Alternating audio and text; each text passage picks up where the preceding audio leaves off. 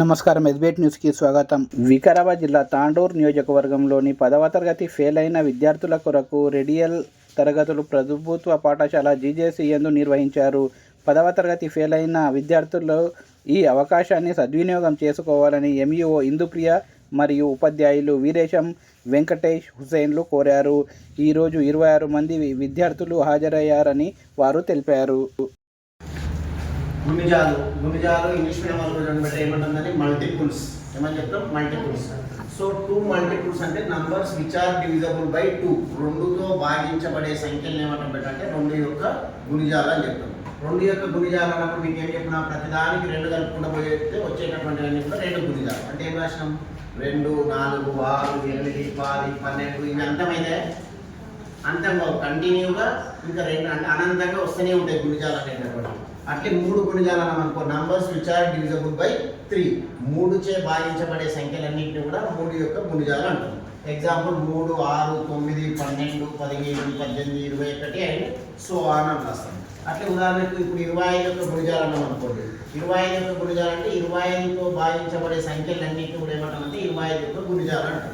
25 యొక్క గుణిజాలు అన్నప్పుడు ఏమేమి వస్తాయి, 25 ప్లస్ 25 చేస్తే ఎంత 50, మళ్ళీ ఒక 25 కలిపితే 75, 100, 125, 150 అండ్ సో ఆన్. వీటిని ఏమని చెప్తామంటే 25 యొక్క మల్టిపుల్స్ ఆఫ్ 25 అంటాం.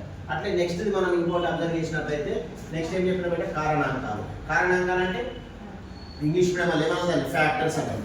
ఫ్యాక్టర్స్ అంటే 2 యొక్క కారణాంకాలు. 2 యొక్క కారణాంకాలు factors of 2 means numbers which will divide the number 2 అంటే 2ని భాగించేవి నిశేషంగా భాగించే సంఖ్యలను ఏమంటామంటే కారణాంకాలు అంటాం. అంటే 2 అనేటటువంటిది ఏ ఎక్కాలు వస్తుందో చూడాలి. 2 అంటే దేనితో నిశేషంగా భాగించబడుతుంది, 1తోని 2తోని. ఇంకేమైనా సంఖ్యలు వస్తాయా, రావు. గుణిజాలు అయితేనేమో అనంతంగా వస్తున్నాయి, కానీ కారణాంకాలు అనేటటువంటి ఏమైతే ఆగిపోతుంది. 2 కారణాంకాలు అన్నప్పుడు 1, 2 మాత్రమే ఉంది. అదే 3 కారణాంకాలు అన్నప్పుడు ఏమేమి వచ్చినాయి, 1, 3. అంటే దీని అర్థం ఏంటి, 3 అనేటటువంటి సంఖ్య ఎవరితో నిశేషంగా భావించబడుతుంది, 1తోని మరియు 3తోని, 3తోని. అంటే 4 యొక్క ఫ్యాక్టర్స్ అన్నమాట. ఫ్యాక్టర్స్ ఆఫ్ 4 అంటే 4 divisible by which numbers, 4 divisible by which numbers. 4 is divisible by which numbers అంటే 1, 2, 4. ఇవి కాకుండా ఇంకా దేనితోనైనా డివిజబుల్ అవుతుందా, అది కాదు. కాబట్టి 4 ఫ్యాక్టర్స్ దేనితో అయిపోతాయంటే ఎన్ని అయిపోయినాయంటే 1తోని, 2తోని, 4తోని. అంటే ఈ 3 మాత్రమే దీనికి ఏమైతే కారణాంకాలు అయితే.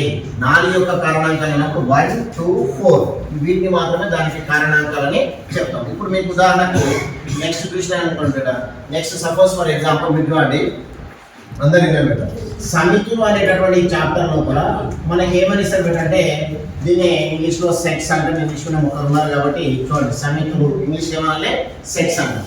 ఈ సమితులు అనేటటువంటి దాన్ని మీరు గమనించినట్లయితే మనకి ఎగ్జామినేషన్ పాయింట్ ఆఫ్ వ్యూ మాట్లాడతాం కాబట్టి ఓన్లీ ఇదే అంశాలు మాట్లాడదాం. యూనియన్, ఇది తెలుగులో సమ్మేళనం అంటాం కదా. ఏమంటాం నేను తెలుగులో సమ్మేళనం అంటాం.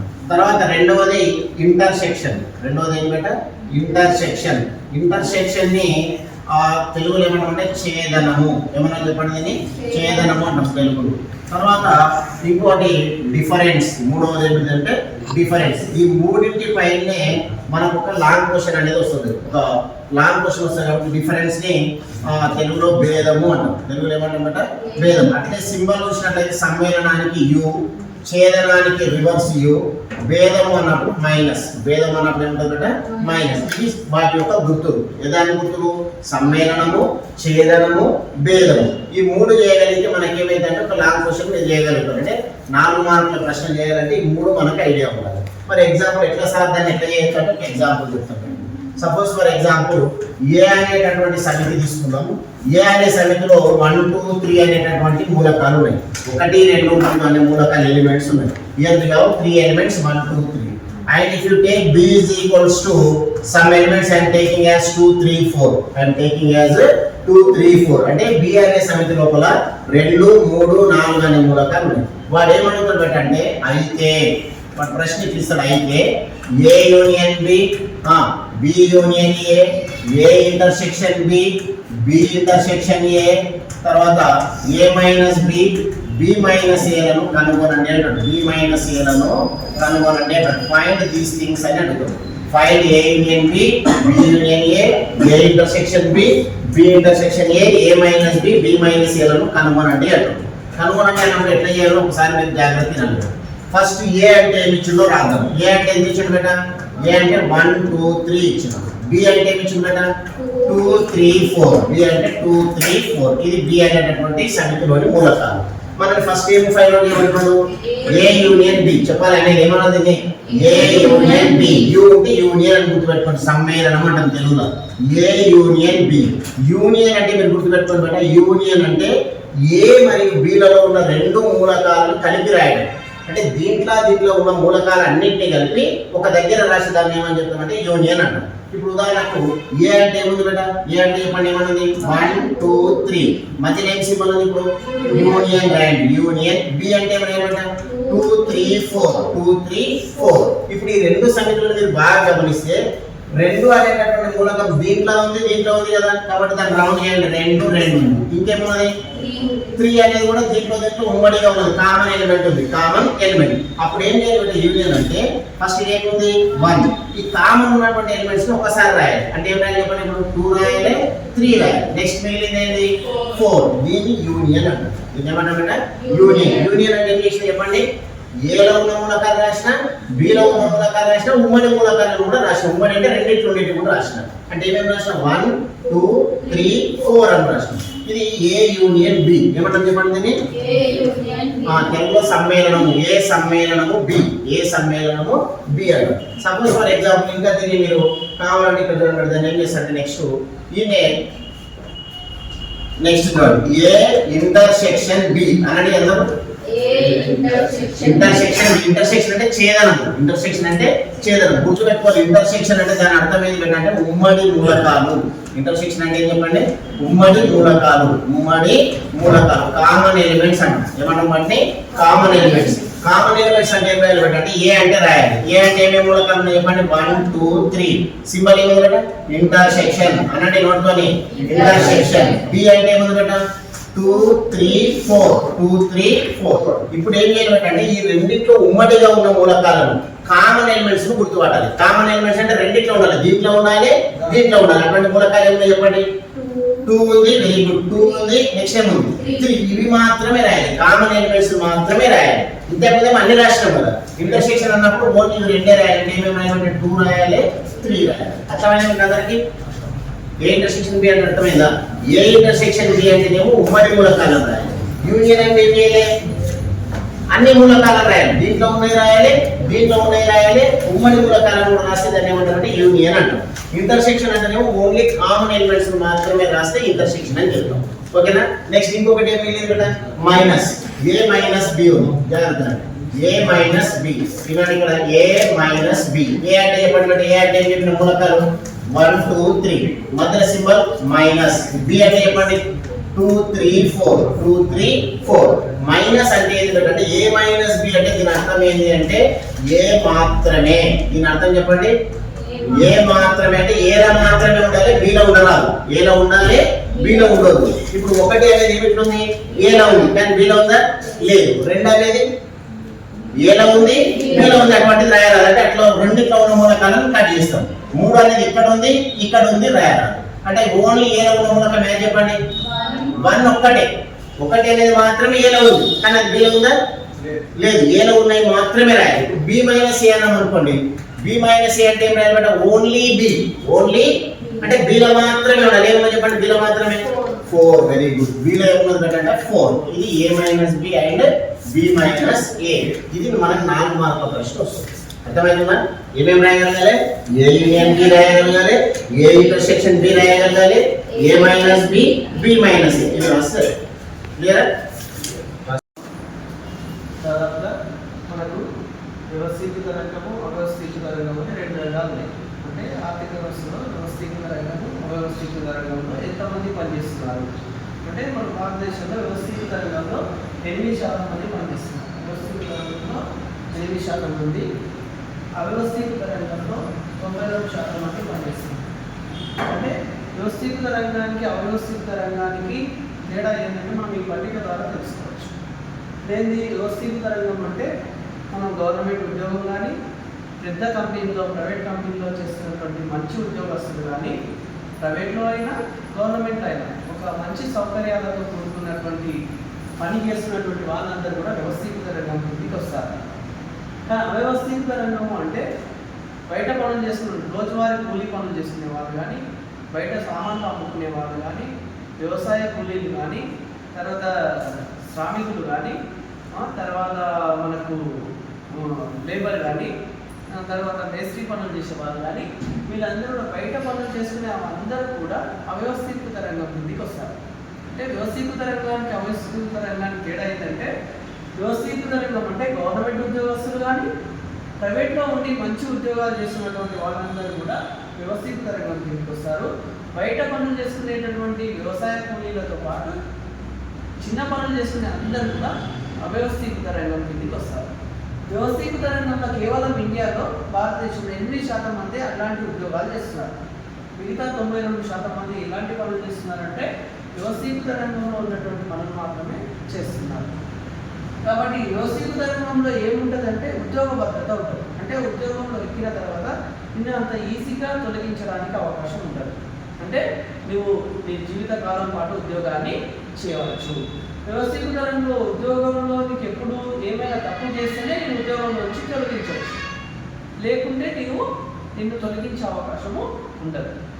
కాబట్టి అదే అవ్యవస్థీకృత రంగంలో ఉంటే నీకు పని దొరుకుతుందన్న గ్యారెంటీ లేదు. ఈరోజు పని దొరకవచ్చు, రేపు పని దొరకకపోవచ్చు, ఈ నెలలో దొరకవచ్చు పని, వచ్చే నెల దొరకకపోవచ్చు. కాబట్టి మీకు ఉద్యోగ భద్రత అనేది ఉండదు. అంటే వ్యవసాయ కూలీలు కానీ, మేస్త్రీ పనులు చేసుకునే వాళ్ళు కానీ, చిన్న చిన్నగా పనులు చేసుకునే వాళ్ళు, అమ్ముకునే సామాన్లు అమ్ముకునే వాళ్ళు కానీ, వీళ్ళందరికీ ఉద్యోగ భద్రత ఉండదు. వాళ్ళు పని దొరికి చేస్తారు, పని దొరకకుంటే చేయరు. ఇక్కడ 10 గంటలు ఉంటాయి. అంటే మనకు ఇండియాలో ఎన్ని గంటలు పని చేయాలి? రోజుకి 8 గంటలు మాత్రమే ఉద్యోగంలో చేయాలి. 8 గంటలు పని గంటలు ఉంటాయి. ఎక్కువ పని చేయడానికి వీల్లేదు. ఎక్కువ పని గంటలు చేస్తే ఎక్కువ పని గంటలు చేసినట్టే ఎక్కువ మళ్ళీ ఇంకొంచెం డబ్బు కల్పిస్తారు, అడిషనల్గా డబ్బు కల్పిస్తారు ఇక్కడ వ్యవస్థీకృత రంగంలో. ఇక అవ్యవస్థీకృత రంగంలో పని గంటలు ఎక్కువ కూడా ఉండవచ్చు. అంటే ఒక పని అయిపోయినప్పుడు అక్కడ ఉన్నటువంటి దాని యజమాని ఇంకా కొంచెం సేపు పని చేయండి అని కూడా ఆ యొక్క లేబర్ను కోరవచ్చు. అట్లాంటి కూలీలు ఎక్కువ కోరినా కూడా వాళ్ళకి ఎక్కువ డబ్బులు ఇస్తాడన్న గ్యారెంటీ లేదు. కాబట్టి అవ్యవస్థీకృత రంగంలో పని గంటలు ఎక్కువ ఉండొచ్చు, పని భారం కూడా ఎక్కువగా ఉండవచ్చు. సెలవులు ఉంటాయి ఇక్కడ. మనం వీక్లీ సెలవులు ఉన్నాయి మనకి. అంటే వారం సండే సెలవులు, సెకండ్ సాటర్డే సెలవులు, తర్వాత పండుగల సమయాల్లో సెలవులు, జాతీయ సెలవులు, ఇలాంటి సెలవులన్నీ కూడా ఈ వ్యవస్థీకృత రంగంలో ఉన్నటువంటి వాళ్ళందరికీ వర్తిస్తారు. అంటే ప్రభుత్వ ఉద్యోగాల్లో ఉన్న వాళ్ళు కానీ, ప్రైవేట్లో మంచి ఉద్యోగాలు ఉన్న వాళ్ళని కానీ ఈ సెలవులు వర్తిస్తాయి. తర్వాత ఇక్కడ మెడికల్ లీవ్లు ఉంటాయి.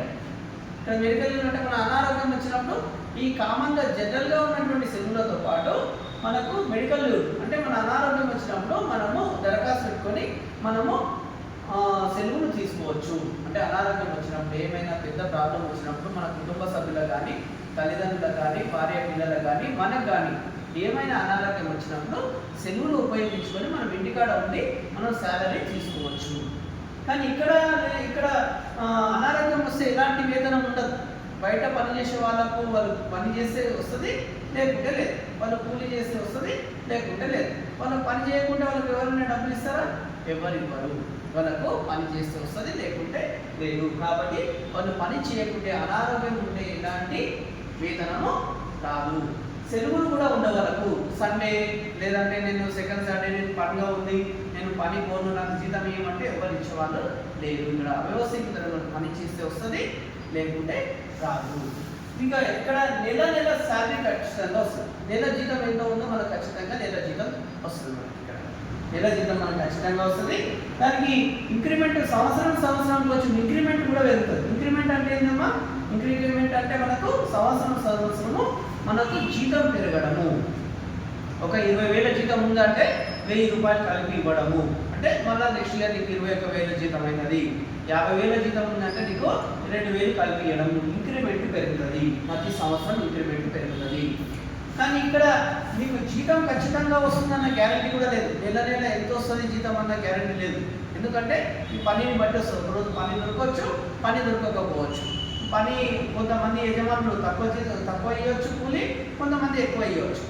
కాబట్టి నీకు ఖచ్చితంగా పని దొరుకుతుందన్న గ్యారెంటీ లేదు, నీకు అనారోగ్యం వచ్చినప్పుడు పోవు, తర్వాత సెలవులు ఉన్నప్పుడు పోవు. కాబట్టి నీకు కరెక్ట్గా జీతం ఎంత వస్తుందన్న గ్యారెంటీ లేదు. ఇక జీతందే గ్యారెంటీ లేదు, ఇంక్రిమెంట్ అయితే ఏమైనా గ్యారెంటీ ఉందా? ఇంక్రిమెంట్ అయితే అసలే గ్యారెంటీ లేదు. పెరుగుతుందన్న గ్యారెంటీ లేదు, పెరగవచ్చు పెరగకపోవచ్చు. కాబట్టి ఈ విధంగా వాళ్ళకి సౌకర్యాలు లేవు. ఇక్కడ మన పెన్షన్ ఉంటుంది. రిటైర్ అయిన తర్వాత వీళ్ళకి ఏమొస్తుంది? వ్యవస్థీకృత రంగంలో ఉన్న వాళ్ళకు పెన్షన్ వస్తుంది. వీళ్ళకి అంటే రిటైర్ అయిన తర్వాత ఈ గవర్నమెంట్ ఉద్యోగస్తులు అయితే పెన్షన్ వస్తుంది, ప్రైవేట్ ఉద్యోగస్తులు అయితే వాళ్ళది కాంట్రిబ్యూషన్ పెన్షన్, అంటే ఈ మధ్యలో కాంట్రిబ్యూషన్ సిపిఎస్ అనే ఒక పెన్షన్ సిస్టమ్ వచ్చింది. ఇతర పెన్షన్ సిస్టంలో కూడా డబ్బులు పెట్టి, ప్రైవేట్ రంగంలో కూడా పెన్షన్ సిస్టంలో డబ్బులు పెట్టి మనం పెన్షన్ కూడా ఇచ్చే అవకాశము ఉంది. కానీ ఇక్కడ పెన్షన్ సౌకర్యాలు ఉన్నాయి. రిటైర్ అయిన తర్వాత పెన్షన్ వస్తుందని వాళ్ళకు పెన్షన్ వస్తున్న వీళ్ళకు పెన్షన్ సౌకర్యం లేదు. వీళ్ళు పెన్షన్ పోవాలంటే ఎక్కడ పోవాలమ్మా? వీళ్ళు ఒకవేళ రిటైర్ అయిన తర్వాత పెన్షన్ పోవాలంటే ఎక్కడ పోవాలి? గవర్నమెంట్లో ఉన్నటువంటి ఆసరా పెన్షన్ పోవాలి. ఆసరా పెన్షన్ 60 ఏళ్ళు అయితే ఏమొస్తుంది మనకు? వృద్ధాప్యంలో ఉన్న వాళ్ళకి ఏమొస్తుంది? ఆసరా పెన్షన్ వస్తుంది. కాబట్టి వాళ్ళు పోవాలనుకుంటే ఆసరా పెన్షన్ పోవాలి, కానీ గవర్నమెంట్ ఇచ్చేటటువంటి దయతో ఇచ్చేటటువంటి ఆసరా పెన్షన్ పోవాలి, కానీ హక్కుతో కూడుకున్నటువంటి పెన్షన్ వాళ్ళు సాధించే అవకాశం వాళ్ళకి లేదు, అవ్యవస్థీకృత రంగంలో ఉన్న వాళ్ళకు. ఇక్కడ పిఎఫ్ ద్వారా రిటైర్ అయిన వాళ్ళు రిటైర్ అయినప్పుడు డబ్బు చేతికి వస్తుంది.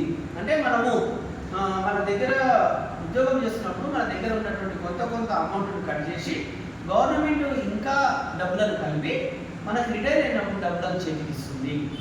అది ఒక 10 లక్షల, 20 లక్షల, 30 లక్షల, 40 లక్షల ఉద్యోగి స్థాయిని బట్టి మన చేతికి డబ్బులు వస్తాయి. ఇక్కడ అంటే రిటైర్ అయినప్పుడు డబ్బులు చేతికి వస్తాయి. కానీ ఇక్కడ మనకు డబ్బులు చేతికి ఇచ్చే వాళ్ళు ఎవరు ఉండరు. ఎందుకంటే పని చేస్తే వచ్చింది, లేకుండా లేదు. రిటైర్ అయినప్పుడు అంటే రిటైర్మెంట్ కూడా ఉండదు దీనికి. వీళ్ళు పని చేస్తేనే అవ్యవస్థీకృత రంగంలో ఉన్న వాళ్ళు 60 ఏళ్ళ అంటే రిటైర్ అయితే ఇంట్లో కూర్చుంటా అంటే నడవదు. రిటైర్ అయితే అంటే ఎవరు తెచ్చి పెడతారమ్మా వాళ్ళకు?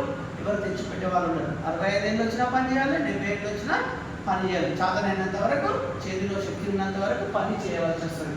అంటే మనము భారతదేశంలో ఉన్నటువంటి పరిస్థితి ప్రకారము వ్యవస్థీకృత రంగంలో ఉన్న వాళ్ళు 8% మంది ఉన్నారు, అవ్యవస్థీకృత రంగంలో ఉన్న వాళ్ళు 92% మంది ఉన్నారు. ఈ వ్యవస్థీకృత రంగంలో ఇంకా ఎక్కువ ఉద్యోగాలు కల్పించాల్సినటువంటి బాధ్యత ప్రభుత్వాల పైన ఉంటుంది. అంటే ఈ 8% పెంచుకుంటూ పోవాలి. అవ్యవస్థీకృత రంగంలో ఉన్న వాళ్ళకు అనేక రకాల సౌకర్యాలను కల్పించాలి. అంటే వాళ్ళకు బీమా సౌకర్యం, ఆరోగ్యానికి సంబంధించి బీమా సౌకర్యాలు కానీ, హెల్త్ కార్డులు ఇవ్వడం కానీ, వాళ్ళకు సంబంధించినటువంటి సౌకర్యాలను వాళ్ళకు కల్పించడానికి ప్రభుత్వము ప్రయత్నం చేస్తూ ఉంది.